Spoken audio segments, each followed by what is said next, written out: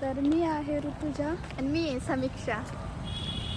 थोडं आम्ही नवीन आहे, ॲडजस्ट करून घ्या. तर आम्ही दोघी सध्या टी वायला आहोत. आज आमच्या कॉलेजचा पहिला दिवस होता दिवाळीनंतरचा. आम्हाला भरायचा होता स्कॉलरशिपचा फॉर्म. तर म्हटलं फॉर्म भरलेलाच आहे तर सबमिट करून यावा. कॉलेजमध्ये झेरॉक्सचं दुकान बंद असल्याने आम्ही ठरवलं की बाहेर जावा झेरॉक्स काढायला. तर मग काय गाडी काढली आणि निघालो बाहेर झेरॉक्स काढायला.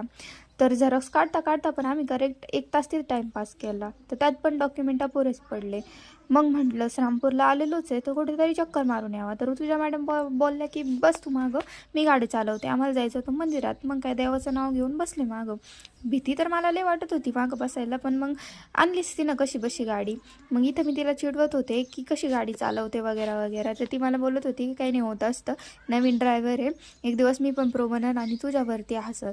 तर ह्या सगळ्या पंचायती करून आम्ही पुढं चाललो.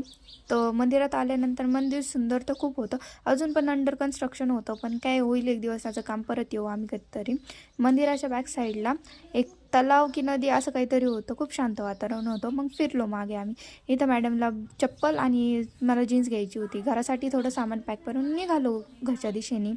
मग इथं एक मुलगा गाडी चालवत होता आणि मागचा मुलगा त्याच्या पाठीवर डोकं ठेवून बसलेला होता. म्हटलं वा काय जिंदगी आहे. बँकेत आल्यावरती हा बघा आमचा पसारा. ऋतुजा मॅडमला म्हटलं तूच करत बस तुझं काम. घरी आलो तर ती पण माझ्या भाज्या कापायला मदत करत होती.